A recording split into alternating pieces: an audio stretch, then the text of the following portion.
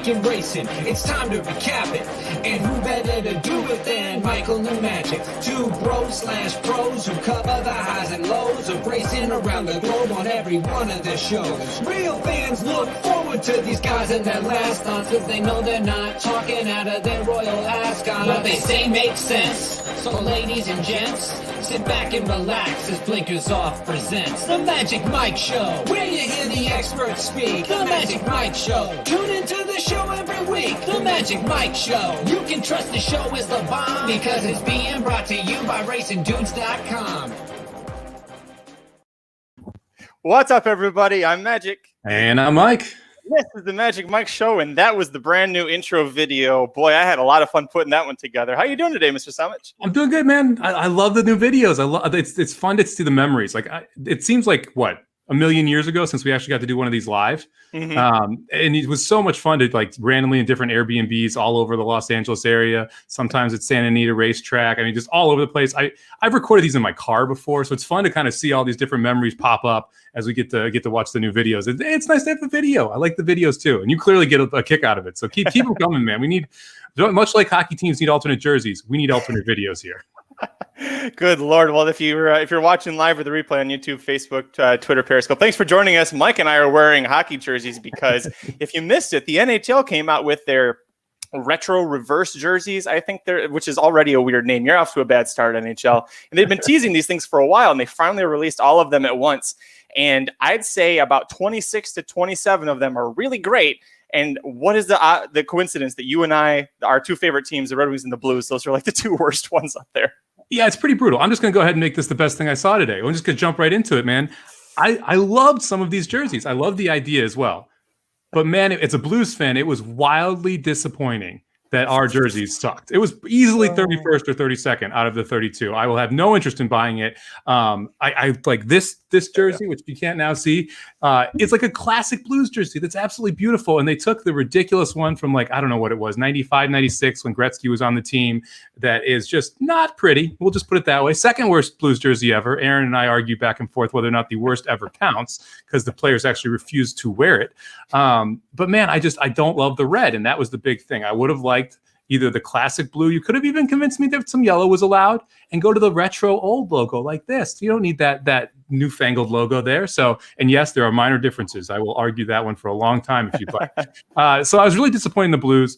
The Red Wings one, if you want to jump into it real quick, that one, it looks like they didn't even try. I mean, I guess you mentioned it's like a Sergei Fedorov skate replica that they were trying to put together. It's literally the Red Wing wheel on a white jersey. And they're like, okay, we're done. We're done here. Nothing to see. Again, we're going to put silver in the L, which silver's not even one of our colors. Red, white, and black is our third. We've got silver here and silver down here. Where did that come from? Why is it there? Why does every other jersey have the Captain C, but ours doesn't? What the hell are you doing? Yeah, it's just a normal Detroit performance these days. But there were some freaking incredible ones. First off, the Avalanche one, which is actually the Quebec Nordiques one, is fire. If that were a hoodie, I would buy that hoodie. Could we just make that a hoodie so that I can buy this? Because I don't wear jerseys around all that often, just when I'm recording podcasts. So if we could make this a hoodie, that would be absolutely incredible. The other two, I really like the Whalers one, which means I could buy that one and go to a Carolina Hurricanes game. Mm-hmm. So that one's in play. And then the last one, I wish there was a little more color, but it still looks good with the gray. The last one is the New Jersey Devils one, which is like the Christmas tree Devils. I'm into the Christmas tree look. I didn't like the black and red that they went to, and I kind of like going back to this green and red with the Devil logo. So, and this is another one where I don't like the Devils at all. I actually dislike the Devils quite strongly, but I would like this as a hoodie. I'd be interested in that. So hopefully we get hoodie versions of these so you can kind of check it out. It's interesting. They're all wearing hoodies under the jersey. No idea why. Never done that in my life. But hey, whatever. But those three were absolutely gorgeous. And it's unfortunate that our two teams, they completely missed the boat on it. But again, I like it when they try new things. I'm glad that they tried this. I think it's really cool. I think it's cool that they used a couple extra logos. I like that the Carolina Hurricanes continue to prod the Hartford Whaler fans by taking their franchise and having Hartford Whaler night, and everyone shows out in their jerseys. So yeah, I enjoyed it overall, and good job by you, NHL. Let's keep doing this kind of stuff. Oh, and Islanders. That's not creative. That's your jersey. That's literally your jersey. They've had variations of that for years. Some of these were really great. It was fun to go through them with Mrs. Magic this morning when they came out because she doesn't follow hockey. I mean, I don't follow that as much as you and Aaron do anymore, but I was able to at least a lot of these. It seemed like they were invoking the late 80s, early 90s jersey styles and colors and even the logos that you and Aaron and I and a lot of our listeners grew up watching. So like the stuff like this was the Sharks jersey. I'm like, yeah, I've seen that. I've seen them play in that. This Blues one, it's like they took the jersey I'm wearing, the jersey you're wearing, threw them into a blender and said, voila, we've got it. We've got the new Blues jersey. And everyone's going, where's the red coming from? That's my big question. We didn't get to see either. So I guess that you didn't. No one tried on ours. The Panthers one was pretty cool. I thought that was nice. The Blackhawks one I wasn't super into, but it wasn't bad. Oh man, what's the other? There's a couple that were pretty cool. Oh, a lot of people were talking about the Anaheim Ducks one. Oh yeah, let me go to that one. The Anaheim Ducks one went back to the original Mighty Duck. There's a lot going on. So obviously, if you're listening to this in podcast form, check out at NHL on Twitter. They have all the jerseys listed there. But there's like a super duck from the DuckTales almost, like the juiced up steroided duck flying out of the ice with a really angry hockey stick. It's interesting. I don't know if I love it, but it's interesting. At least it makes you think and look and give a shit. Like the Blues one is just like, all right, move on. Next, that's ugly. Right. So the Ducks one, it reminds me a lot of I can't even think, it was the East Coast Hockey League. Who's like the C level? There's like the NHL, the AHL is the top minor, and like whoever's underneath, like the ECHL, like what a jersey those teams would have, where it's like $5 to go see them. They've got dollar beer nights, like that kind of a thing. You would see them wearing this, and you'd be like, "This is a lot of fun." I think for a one-off, I think this is a great jersey. If they wore these every game, even if I was like a Ducks fan, I'd be like, "Guys, stop! This is just." Now I'm just mad because they just look like this all the time. So maybe like a Minnesota Might hockey team would wear that kind of jersey, something like that. Yeah, but like even like the Arizona Coyotes, this is the old school when they first moved from Winnipeg to Phoenix. This is a lot of what they had. Like you have the coyote with the weird color thing going on, the desert landscape at the bottom. That was all part of their original thing. So they bring theirs back. I really don't like the Buffalo Sabres one. I don't like that it literally says Buffalo at the bottom. And there's a couple teams that had those. I hate the writing at the bottom. Like if you look at a person wearing a jersey, you probably start like, the shoulders, chest area, and you work your way down. If by the time you get to the bottom of the jersey, you haven't figured out what team it is and you have to put it there, you effed up along the way. Like I should know that those are Sabres. It's the Buffalo Sabres. Don't put Buffalo in big letters underneath it. It's an excellent point. It is definitely a fail if you're like squinting to read the bottom of the front of the jersey for multiple reasons. First off, you probably end up getting in fights with people that you're doing that to. And secondly, like it's not a good look. So the Blackhawks one, the front. I don't know what bad. it looks like. What does the front look like? Because they did this. They posted the back of the Blackhawks. So I'm like, how am I supposed to know if I wanted to buy this, which I don't, because I got plenty of toilet paper at home. So if I was going to buy this, though, how do I know what the front looks like? I don't know. You got to go at Blackhawks. They've got 3 pictures up. Yeah, I don't care. I don't care that much. Of course, they didn't tag them or anything in there. So good luck. A little bit of shade. Aaron brought up the Panthers. I think Aaron said this in our text chain. This should just be their actual jersey. I agree. This is when the Panthers formed in the mid '90s. This is the logo they had. I always liked this one. Jersey. Like they went back to the sun with a palm tree on the shoulders. I like that look. Yeah, I think this is a great. That was one of my favorite ones. Was the Panthers one. Yeah. So anyway, if you are listening to the podcast version, check out NHL on Twitter. You can scroll through all these different jerseys. There are some very cool jerseys in there. Except for Chicago, St. Louis, and Detroit, unfortunately. But yeah, there's definitely some cool looks, and hopefully they have other merchandise with this because I do think that a lot of these do look pretty awesome. I like the diagonal lines in a lot of these. Yes. Versus just the kind of flat straight lines, except for the Blues one, where they just have just hideous diagonal lines. Just get rid of everything on that one. Just leave the logo. My last thought on that is the Golden Knights one. They've been around for 2 years? Like how can you have a retro jersey if you've literally had? And I hate their jerseys now. I'd never liked the Vegas Golden Knights jerseys, home or road. That one I actually liked, but it doesn't make. I guess you have to. Everyone else gets to play. Why not them? But the hell kind of a retro jersey was that? After the show, look up their alt jersey this year. So every team has a third jersey. Theirs is solid gold. It's very interesting. Wow. I'm not sure I hate it. I'm not sure I love it, but it's definitely unique. But it's all gold. I'm gonna look that up right now. What do you call it? Oh my goodness. Okay, that's wow. That is something. I'm with you. I think that's better than their other ones. I don't know if I love it, but it's better. It'd be interesting to see it on ice. I've never seen a gold jersey on an NHL ice before, so that'll be interesting to kind of see that and see what it looks like. I bet it pops on TV. The best thing that I saw this week, I'm going to give another shout out to Jessica Pfeiffer, man. She comes on the Magic Mike show and she turns into a monster. There's a trend here. I was on the Ruben Fuentes train, and he, before he got into suspension troubles and can't get a ride anymore, I was pumping Ruben pretty big on the show, and now Jessica Pfeiffer on Saturday, she got her fifth career win. So what that means is she goes from a 10-pound bug allowance to 7. It also means in California, she's allowed to ride turf races, 2-year-olds, and first-time starters. So pretty big milestone, especially when your dad is Phil D'Amato, who is really big with turf horses and 2-year-olds and first-time starters. So that's going to get her a lot more mounts from the home barn. But her record, 33 starts through Sunday now, 6 wins, 6 seconds, 5 thirds. So she's winning at 18% clip, 51% in the money. She's earning a little over $6,000 per start. She is riding her ass off. And then so she gets the 5th one on Saturday. She has 3 mounts on Sunday. She can't be on the turf yet. She's already been named before she lost the bug thing changed. 3 mounts, gets a win in 2 thirds. She's just consistently riding horses very well, including one of them she just missed by, I think, by a neck and a half length or something crazy. So she is killing it in California, and you're still getting some prices on her right now. So get in there while you can, because it's not going to last for forever. Well, we've talked about it before.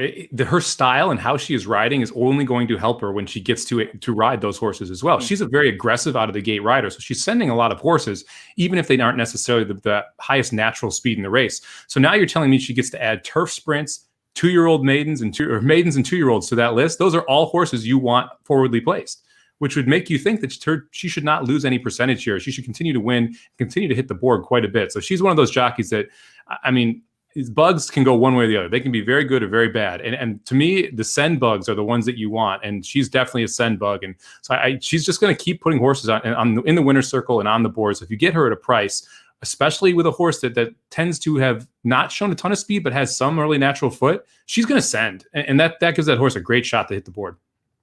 I'm excited. I texted her afterwards. I was like, this is happening so quickly, and now she gets to add all these things to her repertoire. I'm with you. Her confidence, and that was something that we talked about immediately after I got to interview her, was she sounds confident. And then you hear from other Hall of Fame trainers like Richard Mandela, who they say that she's a confident rider. She's 22 and she's been on a horse 33 times in a race now. You're not supposed to have that level of confidence and succeed, but she's got it. And especially when you've got the D'Amato barn on your side, man, it's only one way to go, and that's up right now.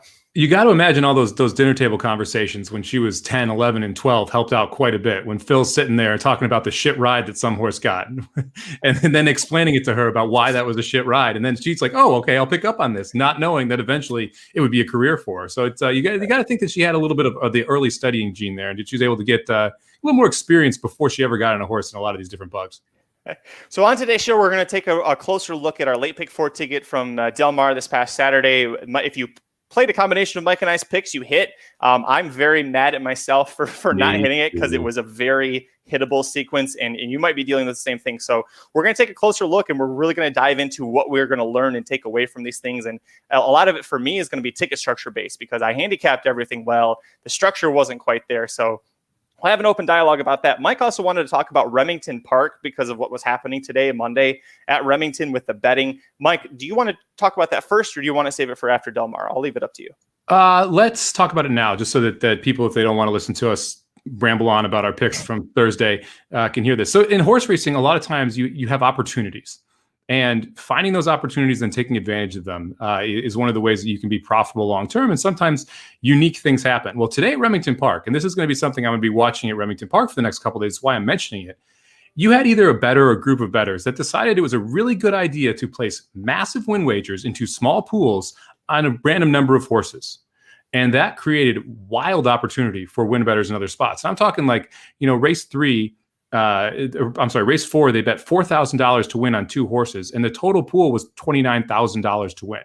At this point, you can see 19,000 into the pool, and they had bet 8,000 of that, 4,000 on the 2, 4,000 on the 5.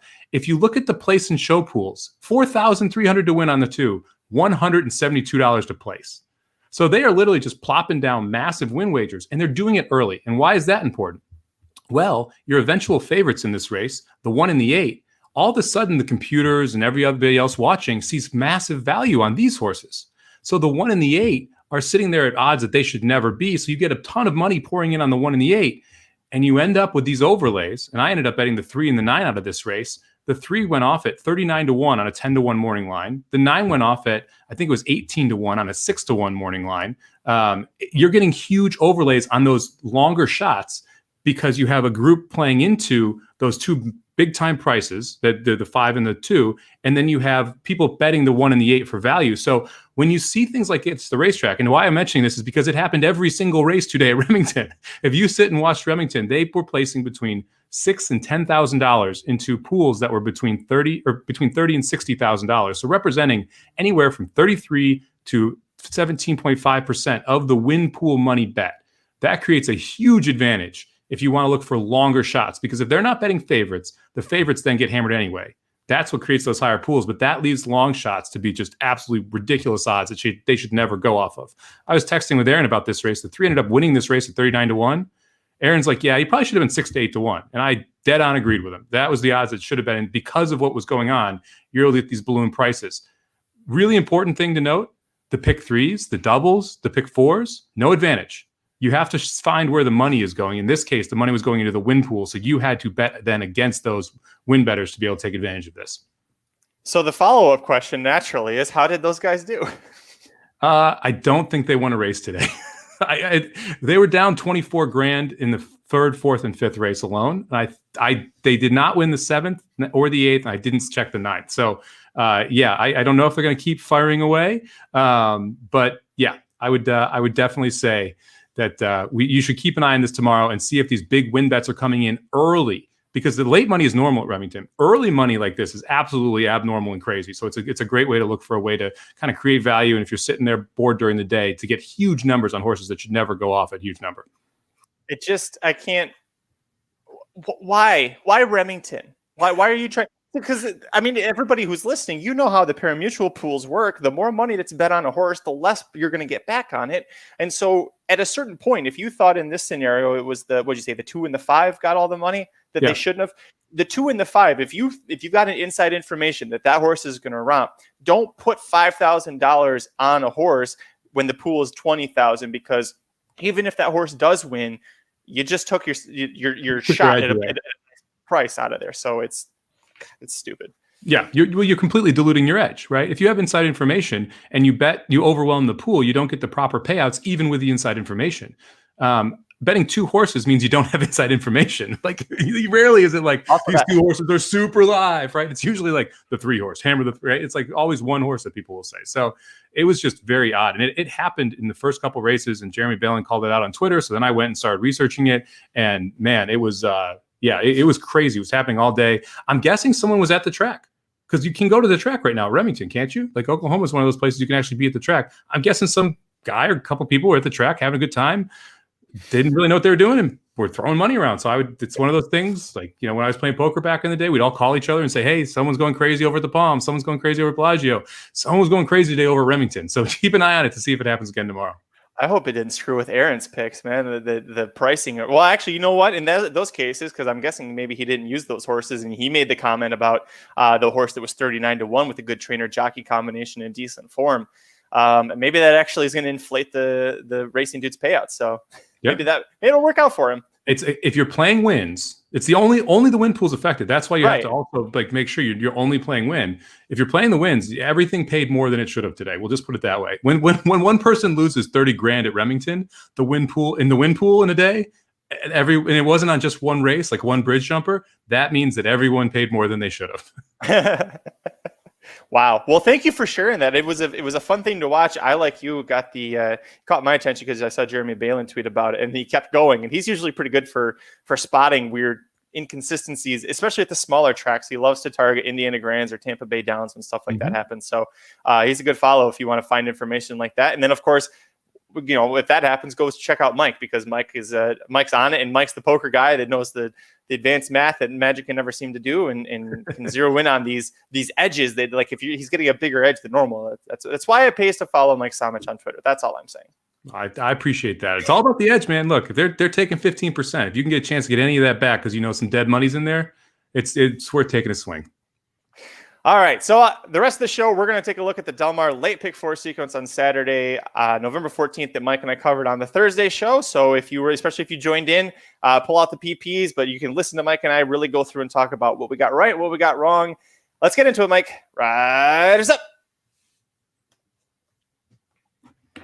All right, Mike, let's kick things off looking at, race 6 at Del Mar on Saturday, November 14th. Is optional claiming route. I apologize. I didn't write down for the show notes what your ticket plays were here for everything. So I'll need you to come in a little bit here, but I did listen back to it. I usually go back and listen all the way through because I hate the sound of my own voice. I think a lot of people have that, but they hate my voice. But the big thing here for me, we both really like the 8, Kiss Today Goodbye. I went with the all button here, partially because I thought I had a key single in the next race, partially because I was trying to go price hunting here.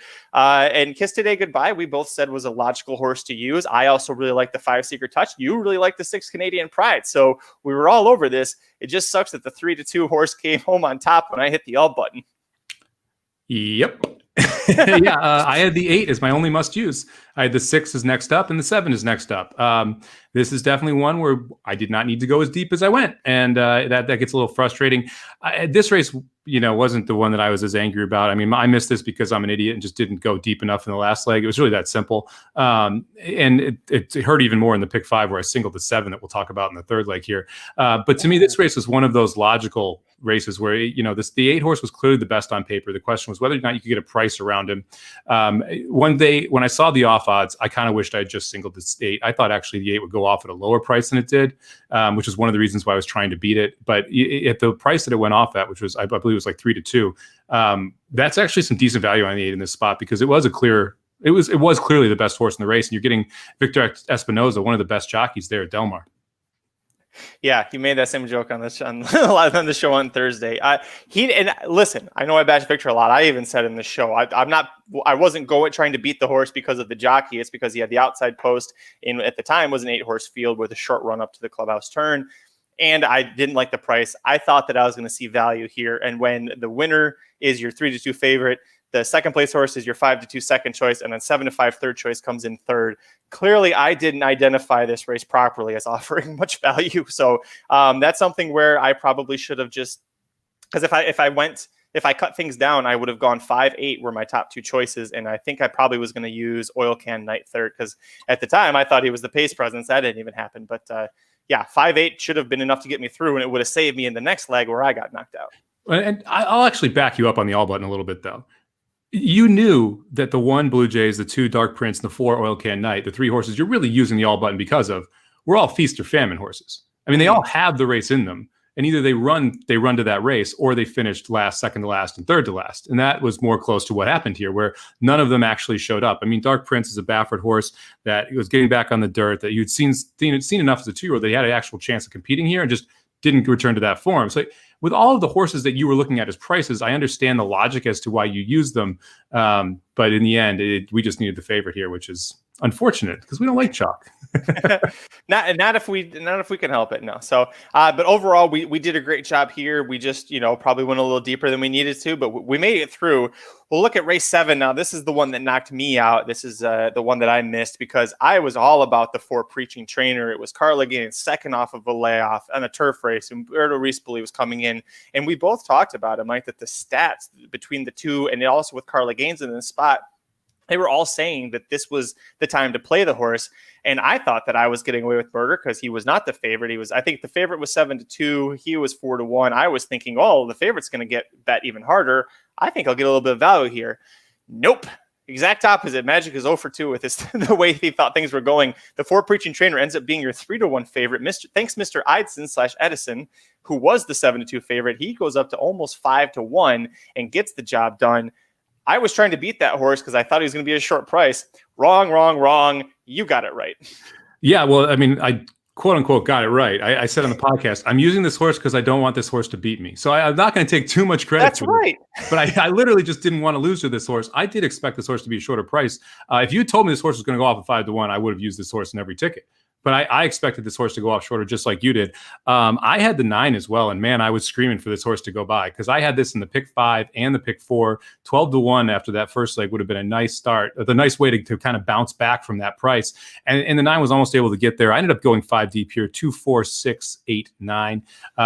Yeah, the 4 just, I think it is a class issue. And we mentioned this, why I didn't go shorter on this, is that the horse was coming out of state bred races. This is open company. Yeah, the state bred in California has gotten better, but it's still a jump up in class going to open company. And that was a concern for me on the 4. It's why I went so deep here. I was disappointed that 2 didn't run better. Second time back over in North America. But he just kind of puttering along and weakened a little bit late. So I'm not sure what I'll do with that horse next time coming out. But, this is one of those interesting spots where I think people just got sick of losing money with Thank Mr. Eidson. And that's why he floated up, because they just were done betting him to win. And this is, of course, the one he wins. Yeah, the one flew south because this was second off that long layoff. He was at Doug O'Neill sent him to Dubai in the winter. And Doug was adding blinkers in this race. So I made a note to watch. If this horse in his third start back, assuming he makes the third start back, if O'Neill takes the blinkers back off, I think that's going to give him a little bump. And at that point, you're going to get a horse who was third in his return, then goes, what was he, fourth in this spot. I think you're going to get another nice price on him. You definitely should get better than, what was that, 7-2 on him. So one flew south is definitely one to watch moving forward.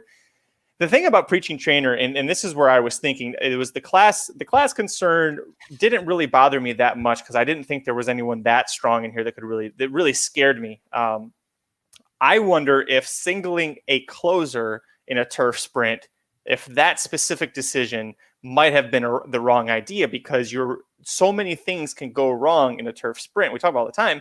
One little thing going wrong in a race this short, going 5 furlongs, it takes a really big horse to try and come up and get the win. And so with a horse that's trying to rally from off the pace, you've got to expertly navigate through. And Reese Billy's an amazing jockey, but this horse ran into some trouble. Even if he doesn't run into trouble, watching that replay, I was like, I don't know if he's good enough to win, because a couple of horses, seemed like they were moving a little bit faster, especially the 9 horse definitely was rallying a lot better than he was. So I think what I learned is that if I'm going to single in the turf sprint, you do a horse like Golden Pal in the Breeders' Cup Juvenile Turf Sprint, a horse that's lightning fast, who's got a clear outside post that you just know he's going to the front early and he doesn't have to worry about a trip problem. I think maybe if I had gone half as deep as I went the first leg and added a couple here, I'm not going to say that it would have gotten to Thanks Mr. Eidson, but I definitely would have given more of a look.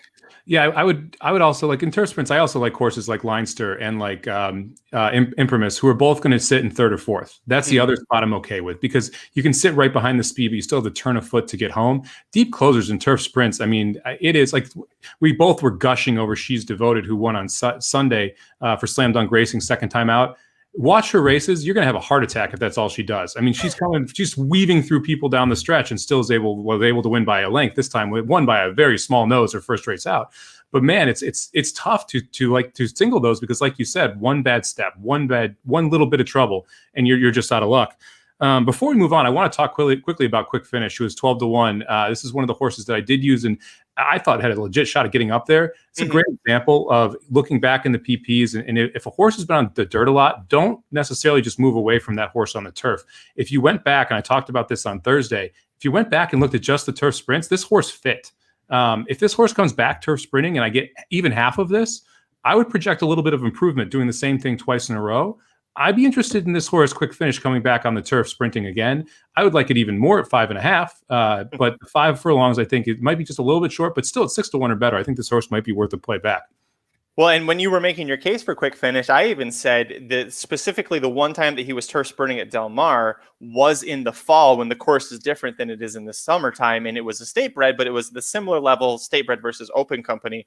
My big knock on him is that he was 7-0-2-1 against open company. But as you just reminded me, that was a good on the dirt. When you put him into the turf, he's got 2 wins. He's got 1 win in the route you can throw out, but even when he was 8th, he was only 3. He was less than 4 lengths off the winner. So that race, November 18th, 2018, fit. And boy, that would have been a really nice price to get home at 11-1. I would have been crying about my pick 5 if this horse got home. Michael Myers brings up a question asking about the difference between weight here, and if that 4 pounds made the difference between the 8 and the 9. It's really tough in this case to say whether or not it was the difference in weight. First off, the shorter the distance, the less weight, and that generally matters. Turf sprints, especially, you're going to carry the speed a little bit better. The weight isn't going to get to them as quickly. Secondly, the age gap makes it very hard to tell. One being 3-year-old and the other being a 6-year-old means they're just at different maturity levels. So it's tough when you have that large of an age gap and that type of poundage to say that yes or no, it did or didn't make the difference. In this case, I would probably say the 9 was just a little bit too far back. It had generally been a little bit closer to the pace when it was on dirt sprinting and was coming from a little bit of the clouds here. It was 7th at first call. And both of these horses, by the way, came from way back. So clearly it was favoring a little bit of closers. But in this case, I'm not going to say it was the weight, mainly because of the age difference. It's a good question, though, Mike. Thanks for asking that one. All right, Mike, let's take a look at the race that you and we were all over this one, and this was my favorite race. This was clearly going to be the first star of the week. Boy, Astute in the Des Arnaz Stakes. Good Lord, how amazing did she look? 6.5 furlong stakes race. There were a lot of, even going into this race, like with a few minutes to post, I was like, man, I love Astute, but I don't think she's going to win because Private Mission was one of 3 Bob Baffert horses. She was 9-5 on the morning line. Baffert has Heels Up, who he keeps in. Varda is owned by the same exact company group that owns Private Mission. And I said on the show, like, if he scratches one of these, it's probably going to be Varda. Private Mission's going to get, you have to think of her getting moved up. Baffert scratches her that morning, and I text the group, and I was like, Aaron and I were like, you could potentially single, because usually if Baffert does that, a sharp trainer like that, it usually means that they're going to run a monster. And oh, did it feel so good to see her just fall right off the board at 1-2. An Astute 7.5 length winner. You had her singled in the pick 5. You almost singled her in the pick 4 show. Talk her up a little bit. Yeah, I mean, look, you were part of the reason why I singled this horse. I mean, you talked about how Mandela just couldn't find a dirt race. That's why this horse debuted on the turf. I dug a little bit more, and let's listen to some of the quotes from Mandela, and you could tell he was in love with this horse. The fact that Smith was on this horse first and then stays on his second for this race, I thought was a very good sign. I usually am, why run 2 and 1 will do kind of guy. Clearly, one of these horses was better. I think they entered 2 to make sure the race went. So I didn't see the scratch as a very big thing on Verda when I decided to single the 7 on the day of the race. And so for me, I thought that Astute was not only a better price. I thought that if Astute wanted, she was controlling speed. Because I think that if she wanted to be faster, she could have been faster here than the 2 Private Mission. Private Mission ended up taking the lead, and Astute just stalked right off her and was very professional and going by. So for me, I thought this was one of those separating single legs where if I'm able to single away from Baffert, I'm singling away from Queen Gall, who I thought was another logical horse in this spot. If I can go to one horse here and really create separation, I'm able to spread out. And I made a grave mistake in not adding, and I'll show you my 9th race in a second here, and adding the 3 in the last. To me, this horse was just one of those logical separation singles. And I often talk about Baffert doesn't move horses forward that much on a second start. When they don't win their maiden, I often don't bet them in their second start. You don't see massive buyer jumps in most cases. There are obviously some cases where you do, so especially with some of his best horses, but not in all cases. In this case, you didn't see that big buyer jump here from first start to second start for Private Mission, and you were able to see Mandela take a step forward with Astute on what probably is her preferred surface. Yeah. This is that you took everything I was going to say, which is great. I was just so happy because when you have a trainer like Richard Mandela who does things the right way for 40 plus years and goes out there and beats the piss out of a Bob Baffert horse that's 1-2, it just makes it that much nicer. L&J Foxwoods are really fantastic owners. They're really great for the sport. They do a lot of breeding. They do a lot of aftercare stuff. Mike Smith is a very great guy.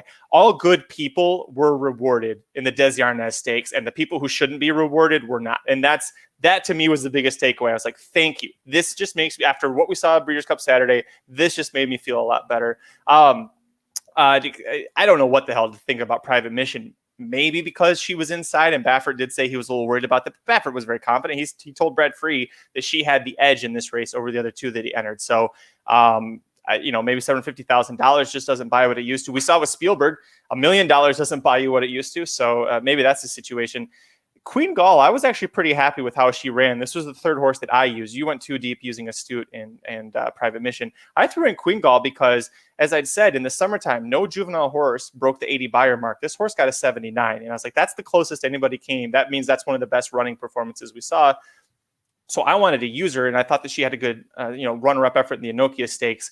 She might have just second straight time that she was back a little farther than she probably needed to be. I don't know if maybe they want to add blinkers to her or something. She's got talent. She's showing that she's got talent. They just need to change things up a little bit on her to see if they can get her to improve a little bit. John Sadler, by the way, was 0 for 26 since October 11th going into this weekend. It didn't get any better for her. No, it didn't. And let's be honest. I mean, she might have just run into a monster here. Yeah. Astute might be a Kentucky Oaks type horse if she is able to continue to stretch out. And she's a daughter of Speightstown, so you'd think that she's going to be able to continue to show some additional distance. So this might be a very, very good horse that she got romped by. And I think that her race was pretty solid in this spot. She's by Flashback, which is a tappet. So you'd think that she's going to get better going longer as well. This is the third race in a row. The second race in a row, they stretched her out from 5.5 to 6 to 6.5. So, I think that she's an interesting horse. She might have run into a really good one here. Yeah, that's fine. Plans right now, we might see Astute in the Starlet Stakes at Los Al trying to route, going a mile on the 16th, and that'll be in 3 weeks. My opinion, that's a little too quick of a turnaround for her. She debuted October 12th. She races November 14th. Throw her right back into the Starlet, even though Princess Nora looks like she might be, not $1.35 million worth anymore. I don't know if I'd want to send her there, but we'll see what happens. That race usually comes up kind of light, so we'll see what Dick Mandela ends up wanting to do. Let's move on to the last race, because this is where I felt validated, and unfortunately, again, ticket structure sounds like, Mike, it just is what kept you out from hitting the big pick 4 and pick 5 tickets here. It was maiden special weight, Calbred, stretching out, going a mile on the turf course.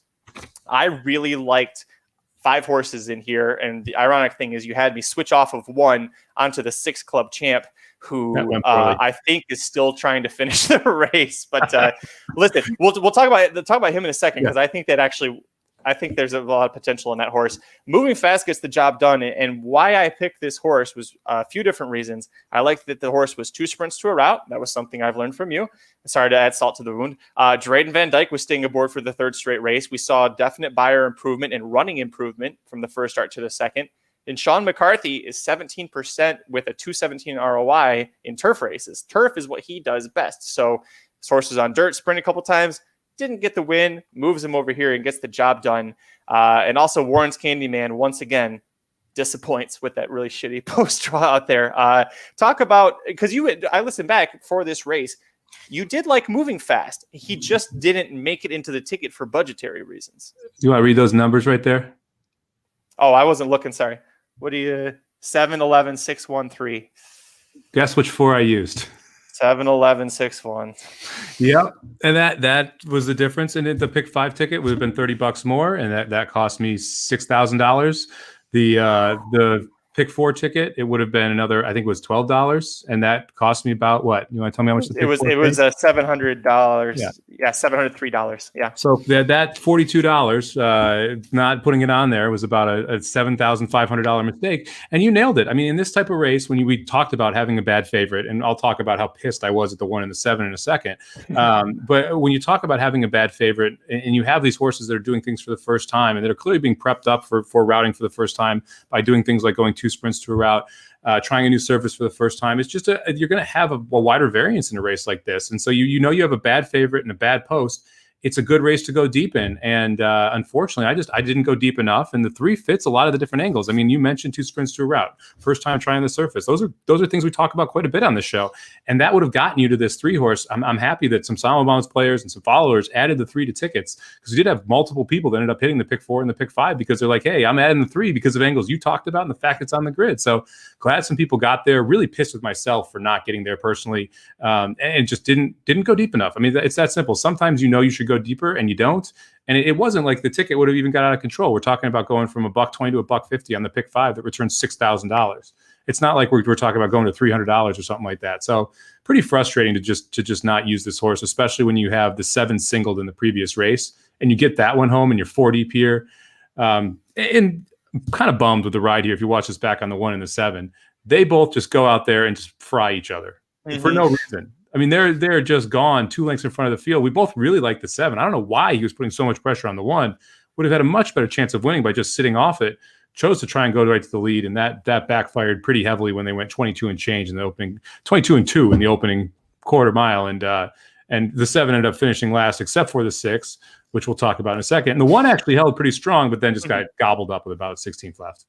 Yeah, the 7, that was my big thing where I was like, I love the Carla Gaines. It was 3 for 4 with second start maidens going sprint to route.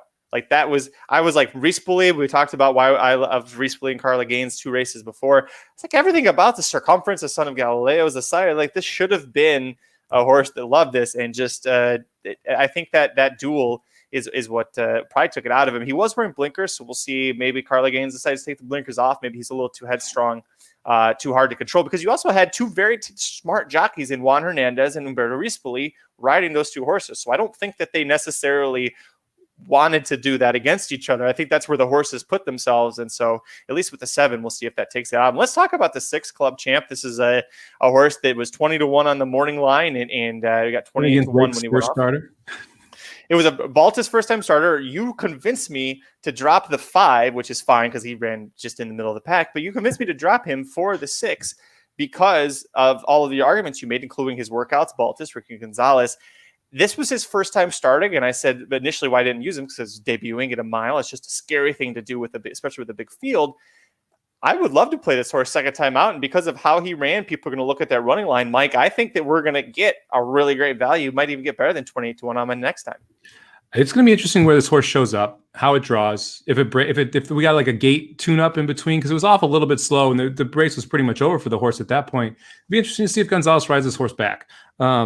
All of those things, I think, will tell us a lot about this racehorse and kind of where it fits. But I would not shy away from this horse in the second time out. You see the biggest progression between first and second start. And this, I think they were trying to have this horse run well first start. I think it just went so poorly early on in the race that the rest of the running line is almost irrelevant. And so if you do get 25-1, 30-1, this is one that's worth stabling up, using multi-race wagers, using underneath and exotics, things like that, because there's a lot more run in this horse than what we saw in the first race.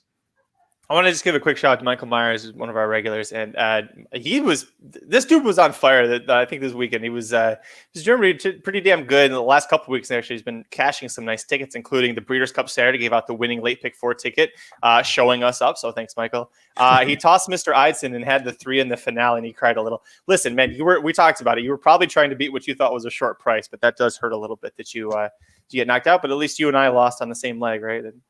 Yep, and we were Michael and I were in a tournament on horse players yesterday, trying to get a seat to the Pegasus, and I flamed out wildly there. It was a chalky day, and that's never good for me in tournaments. Chalky days means you're not going to find Mike at the top of the leaderboard. But it was cool to have him in there competing for a seat as well, and see if we can get a little bit of a Magic Mike contingent at the Pegasus tournament in January. We had someone come up on Twitter. I think it was the Big One 5 asked about the 4. Specifically saying, is the 4 a playback? And if you watch the replay, the 4 was debuting, son of Flintshire, who's not a California stallion in a California bred race. You had that horse break weirdly, and he was immediately at the back. He went from last to second, missed by a half length, and this was his first time ever racing. Peter Urton is very good at racing them into shape and moving them up. So he's asking, do you think Big Flint is a playback based off of that? I say, yeah. I think, there's a little bit to be concerned because of the pace that happened early, softened up, but you did see the one big story hold on, and he was a neck and a head behind the 4 Big Flint. So I wouldn't say it was a total pace meltdown, and that's why the closers were able to get by. I think the 4 just ran really big here, and I would love to see what he does next time out. I am a little concerned. So the answer is this is a horse that I stabled up. So that tells you my interest in the horse right there. I am concerned this is going to be an overbet horse next time out.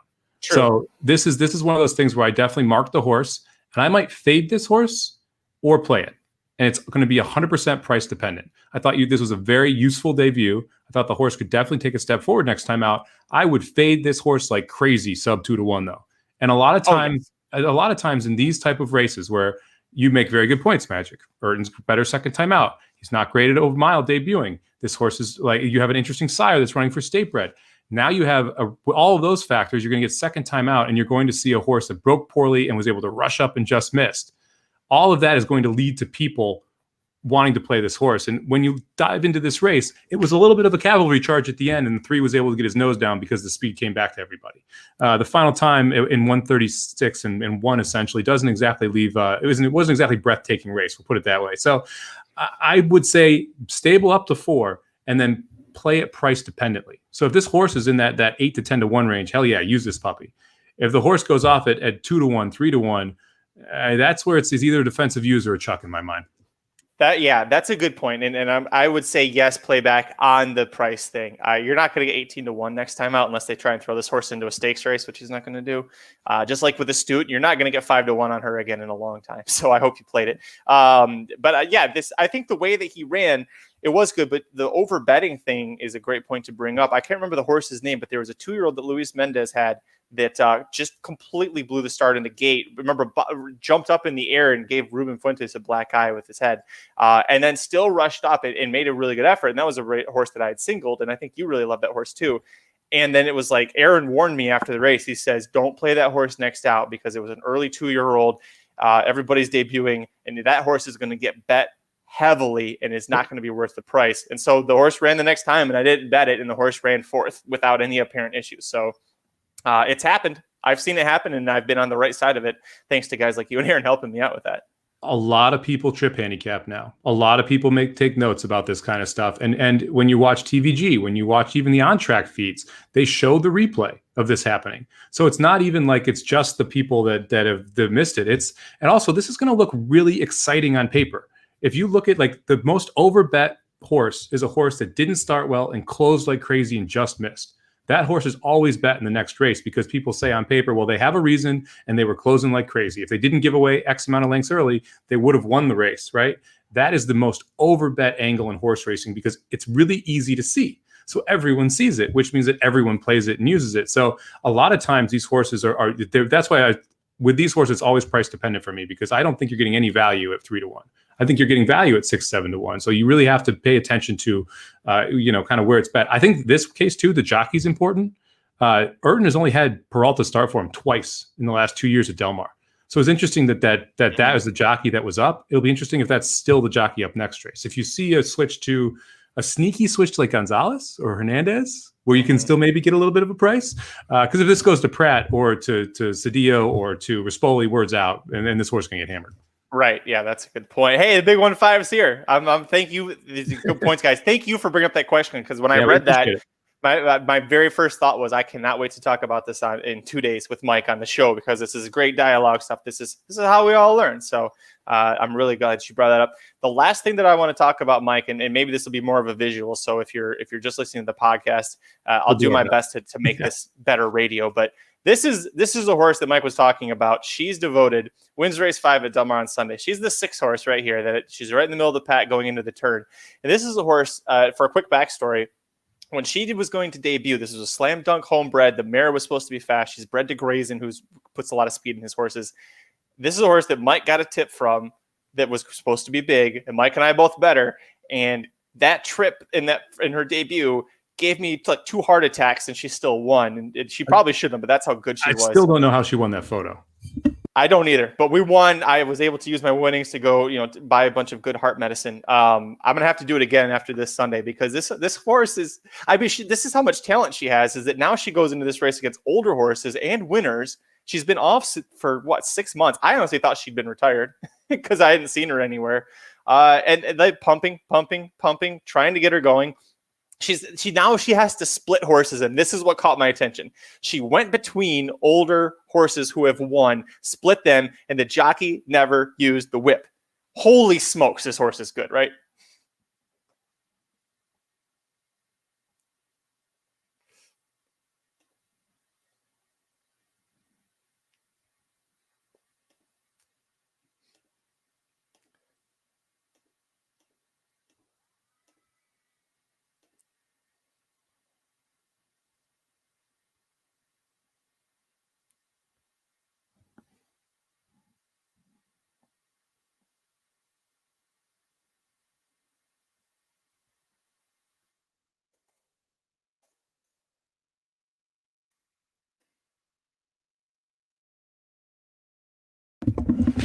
So yeah, apparently the sound wasn't working there. Is it working now? Anyway, so she's devoted, man. It was amazing to watch her split the field there. It was really, really cool to see her be able to absolutely see that turn of foot that she had as soon as she saw daylight, she just opened up by a half length. And when you see horses that when they get that little room and they're able to just burst right through, it is a huge deal because that shows that turn of foot when you're like, they're sprinting, they're really trucking up front. She went home in 11-2 in that final quarter of a mile. I think she's devoted to end up being one of those horses that is going to be a player in turf stakes races very, very shortly. So I would definitely stable her up. And I will play her first time in a sprint race, especially if I can get a price. If she comes back at 5-6-1, that's a win bet for me. I think this is a very good horse.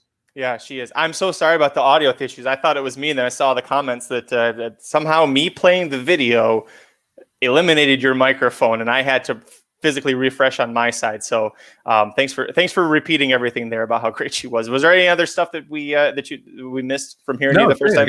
That's the first time I've ever got a rehearsal there in the Magic Mike Show history. So I was able to just spit out the exact same thing I said 5 seconds earlier. Hopefully it came out a little bit better the second time. So I was happy with that effort. I need to remember to edit that out of the podcast, because if I don't, it'll be dead airspace. yeah, for like 20 seconds there. That horse is freaky fast. The time, I saw the come home time 11-2, and I was like, wait, what? Yeah, no, that's not right. I was thinking, well, Keeneland had all those props. No, that's the real time. We're talking first off a long layoff for a 3-year-old. Like you're not supposed to do that. She's got the upside is ridiculous from that race, because that's probably 80% jacked up. Like she's got at least one more, maybe 2 more gears after that. So she's devoted. 5th race, Del Mar turf sprinting on Sunday. If you want to watch the replay, and if you do watch that replay and you're so inclined, go back and watch her debut, because her debut was absolutely breathtaking as well for her to get up. Well, that's going to do it for this episode of the Magic Mike Show. Thank you so much, everybody, for joining us. We'll be back on Thursday with a live pick 4 ticket preview for which track, Mike? You want to stick at Del Mar for one more weekend? Yeah, let's stay at Del Mar, and then we can flip over to Gulfstream Park when we get Champions Meet going. Perfect. In case you were wondering, if we talked about it a little bit last week, but the reason we're kind of avoiding Aqueduct right now is not because we hate the New York state-bred horses that always end those programs, but it's because with the weather right now, we never know if there's a turf race that's going to stay on or not. It's just not as much fun for us to do all the work and then come back and we're like, well, they took it off the turf, so all the horses we liked weren't on there. So not a whole lot to learn from that, but we'll be back with Del Mar on Thursday, so make sure you tune in here. However you're listening or watching us, thank you so much for joining us. We'll see you on Thursday. Until then, I'm Magic. And I'm Mike. Good luck this week. Go Vikings. Wait, no, not Vikings. I don't know. I actually haven't played the game yet. Okay, it's crazy, man. Everyone I see, every talking head likes the Bears, and the line is going the other direction. Now it's up to 3.5 everywhere. I think the best way to play the game is to watch, and if the Vikings get an early lead, play the Vikings in game, because the Bears are not going to be able to come back, and the Vikings should be able to run the ball. That's true. So but at the same time, like I could see this game being 17-14, and the Bears covering the 3.5, right? So the other one I like is Minnesota first half, Minnesota game, because if they win the first half, they'll win the game, and you can get plus money on that. So those would be the 2 ways that I would lean. But I think Minnesota's a better team. It's everyone is on the Bears. I don't know. It's Kirk Cousins, Monday Night Football. Mm-hmm. That's the thing. Kirk Cousins overnight against the spread on Monday Night Football. Nick Foles 8-1 against the spread on Monday Night Football. Like everything says you should bet the Bears, and the line today went from 2.5 to 3.5, and it's because sharp money is betting the Vikings. Like when you look at the Action Network, sharp money is the reason why the line moved. So that like Joe Public hammering the Bears. It's like, oh man, it's tough. I think that the sneaky part is Nagy's not play calling, so we don't really know what the Bears offense is going to do today. It's the first game all year he's not been the play caller, and it's like, how can I put this well? It's like, I don't know. It's like when Victor Espinosa is your jockey. Any jockey switch is a positive. So if Nagy's play calling, it doesn't really matter where you go. It's going to be a positive, right? You just had to bring that up. But I know I already ended things and all that, but somebody asked as we were closing, favorite Aaron Greider memory. This isn't going to be a riding memory. I was so happy when I saw that he was in The Sopranos when I was watching that for the first time a year ago, that I was like, oh my God, it's Aaron Greider. I know all about that. And I wanted him to just be in all the scenes. So that's my favorite Aaron Greider memory. Do you have one? No, I don't. He's a really nice guy. He's a really genuinely nice guy. So whatever he does, he'll be successful in. I remember him when he was at Arlington Park. He was the guy at Arlington Park with like Eddie Fires in like the mid 90s, early 90s, something like that. I swear he won at least one jockey title at Arlington Park. But that was like you mentioned Aaron Greider as a West Coast jockey. I'm like, nah, he was an Arlington jockey. Like, because that was right where my mind went. So I'll go with Aaron Greider's early career at Arlington. Those are my best memories of that guy. Best wishes retirement, Aaron Greider. If you get a chance to meet him, he's a really nice guy. We'll see you guys on Thursday. I'm Magic. And I'm Mike. Go whoever the hell you like tonight. I don't know. Win some money. Pick somebody, win some money. The Magic Mike Show, where you hear the experts speak. The Magic Mike Show. Tune into the show every week. The Magic Mike Show. You can trust the show is the bomb because it's being brought to you by RacingDudes.com.